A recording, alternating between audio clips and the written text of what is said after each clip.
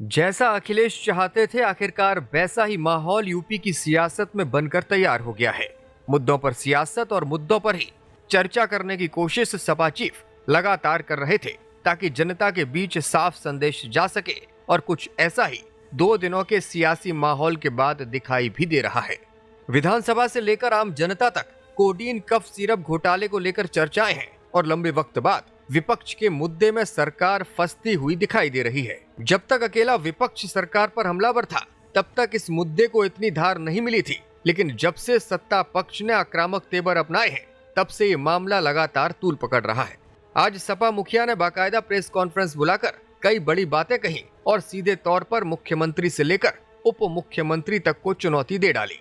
मामला कितना गर्म है, ये इस बात से समझिए कि जौनपुर से लेकर बनारस तक और लखनऊ से लेकर दिल्ली तक नेता और अधिकारी मामला संभालने में लगे हुए हैं। सैफई परिवार की सदस्य अपर्णा यादव ने भी आज सामने आकर इस मुद्दे पर बेबाकी से अपनी बात रखी और डिंपल और अखिलेश यादव को लेकर भी जवाब दिया। वहीं सपा चीफ ने डिप्टी सीएम केशव प्रसाद मौर्य को फिर से पुराना ऑफर याद दिलाया, लेकिन उन्हें ये ऑफर शायद रास नहीं आया है। तभी केशव प्रसाद मौर्य ने तुरंत अपनी खींच उतारते हुए अखिलेश यादव को इलाज कराने की नसीहत दे डाली, जिस पर सपाइयों ने अब गुस्सा जताया है।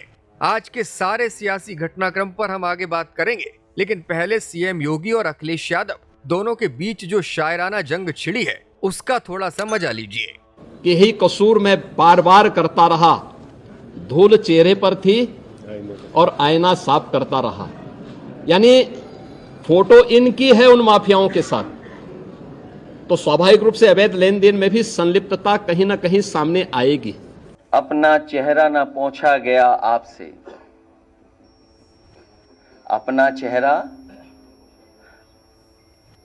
चेहरा ना पोंछा गया आपसे, आईना बेवजह तोड़कर रख दिया। आज सपा मुख्यालय पर आयोजित प्रेस वार्ता में अखिलेश यादव ने कहा कि मैं समाजवादी पार्टी की ओर से मांग करता हूं कि जो भी माफिया हैं, उन पर बुलडोजर चलना चाहिए। कालीन भैया, कोडीन भैया, सब पर बुलडोजर चलना चाहिए। समाजवादी पार्टी की तरफ से मांग करता हूं कि जो जो माफिया हैं उन पर बुलडोजर चलना चाहिए। अगर वो समाजवादी पार्टी का है जिसकी तस्वीर उन्होंने दिखाई है, जिसका कई हजार स्क्वायर फीट में घर है, जिसमें वैल्यूएशन करने वाले भाग गए, और फिर उससे जुड़े हुए जितने माफिया हैं और जो अधिकारी हैं, आप कंफ्यूज मत होइएगा। जो अधिकारियों का नेक्सस है, जो अधिकारियों की लड़ाई है, उसकी वजह से भी जनता को कुछ सच्चाई पता लग रही है। कालीन भैया, कोडीन भैया, जितने लोग हैं, उन सब पे बुलडोजर चलना चाहिए, क्योंकि सवाल देश के प्रधानमंत्री जी के लोकसभा के क्षेत्र का है। डिप्टी सीएम द्वारा अखिलेश यादव के साथ माफिया की तस्वीर दिखाए जाने को लेकर उन्होंने कहा कि मेरे साथ खड़े होने वाला अगर माफिया है, तो मेरी तस्वीर तो मुख्यमंत्री और डिप्टी सीएम के साथ भी है। तो अगर हम तस्वीरों का ही सब कुछ ठीक मान लें और मेरे साथ खड़ा होने वाला ही अगर माफिया है, तो मेरी तस्वीर तो मुख्यमंत्री जी के साथ भी है, मेरी तस्वीर डिप्टी सीएम साहब के साथ भी है, मेरी तस्वीर दूसरे हाफ उनके साथ भी है। तो अगर मेरी तस्वीर और मुख्यमंत्री जी की तस्वीर आप देखते हैं, तो माफिया किसको पाएंगे आप? गिरफ्तारी के बाद से लगातार सुर्खियों में चल रहे अमिताभ ठाकुर को लेकर भी अखिलेश यादव ने अपनी बात रखी। अमिताभ ठाकुर पे कितने वर्षों पुराना निकाला केस? कितना पुराना? इसी तरह याद होगा रमाकांत यादव पर कितने साल पुराना केस निकाला। आदरणीय मोहम्मद आजम साहब की बात नहीं कर रहा हूं मैं अभी। कितने झूठे मुकदमे लगे। तो आप सोचिए क्या हो रहा है ये। अखिलेश यादव ने आज रेजांगला की लड़ाई में शरीक रहे पूर्व सैनिकों को भी सम्मानित किया। उन्होंने कहा कि समाजवादी पार्टी ने अपने मैनिफेस्टो में ये डाला था कि दिल्ली की सरकार बनेगी तो हम लोग अहीर रेजिमेंट बनाने का काम करेंगे। जो इनकी बहुत पुरानी मांग रही, उस मांग से जुड़ते हुए हम लोग भी यही मांग करते हैं कि इन वीरों के सम्मान के लिए और उस रेजिमेंट के सम्मान के लिए, उन लोगों के सम्मान के लिए अहीर रेजिमेंट की मांग दोबारा हम लोग मांग करते हैं। मुझे याद है देश की किसी पॉलिटिकल पार्टी ने अपने अगर मैनिफेस्टो में कभी लिखा तो वो इकलौती समाजवादी पार्टी थी जिसने अपने मैनिफेस्टो में ये डाला था कि समय जब भी हमें सरकार बनाने का मौका मिलेगा, दिल्ली की सरकार बनेगी तो हम सब लोग मिलकर के अहीर रेजिमेंट की बनाने का काम करेंगे।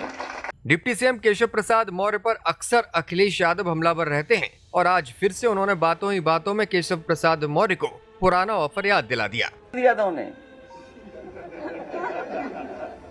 कहो तो दिखा दूं, आप बताओ माफिया कौन है आप, लेकिन तय करो, फोटो में दिखाऊंगा, आप तय करो कि कहोगे कि माफिया कौन है इसमें से। अगर है तय करो तो मैं फोटो दिखा दूं, बताओ है।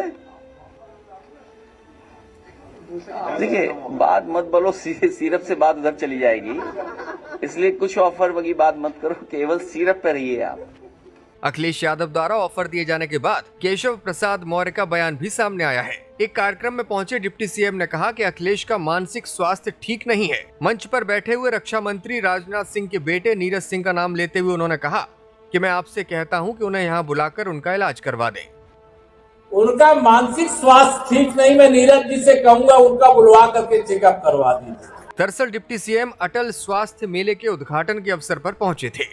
सैफई परिवार की सदस्य और भाजपा नेता अपर्णा यादव आज दिल्ली में नजर आईं। पहले उन्होंने रक्षा मंत्री राजनाथ सिंह से मुलाकात की। इस दौरान उनकी दोनों बेटियां भी साथ थीं।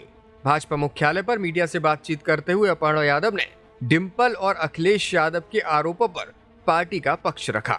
अखिलेश यादव जी ने कहा कि कोई पुराना नहीं है, मतलब ये कोई नई बात नहीं है, योगी जी तो ऐसे ही बातें। देखिए इस प्रकार की बातें अगर किसी भी पार्टी की आती हैं तो डेफिनेटली जो पार्टी के अध्यक्ष होते हैं उनकी नैतिक जिम्मेदारी बनती है कि इस तरीके की वारदातें क्यों हो रही हैं। और कोडीन जो कफ सिरप मामला है वो कोई छोटा प्रकरण नहीं है, बहुत बड़ा प्रकरण है और इसमें जो भी खुलासा होगा वो बहुत बड़ा ही होगा। डिम्पल यादव कह रही हैं ये लोग बस राम का नाम यूज़ करती हैं और बस डेवलपमेंट से कोई मतलब नहीं है, बस हिंदुओं को बरगलाने के लिए इस तरीके की बातें करती हैं। डिम्पल यादव ऐसा कह रही है। देखिए मनरेगा की जो स्कीम है वो आज की तो है नहीं, बहुत पुरानी स्कीम है। और जिस तरह से नामकरण की बात करते हैं, भारत का जो प्राण है, जो आत्मा है वो राम है। इसमें तो किसी प्रकार की किसी को भी अतिशयोक्ति नहीं है। चाचा शिवपाल सिंह यादव भी आज एक्शन में दिखाई दिए और विधानसभा के बाहर पत्रकारों से बातचीत करते हुए उन्होंने कहा कि बिना सत्ता पक्ष के सहयोग से प्रदेश में इतना बड़ा घोटाला हो ही नहीं सकता। ये बिना सत्ता के सुरक्षा से इतना बड़ा घोटाला हो ही नहीं सकता। तो इसकी जांच केंद्रीय संस्था से कराएं, जिससे पता चल जाना चाहिए इसमें कौन कौन दोषी है।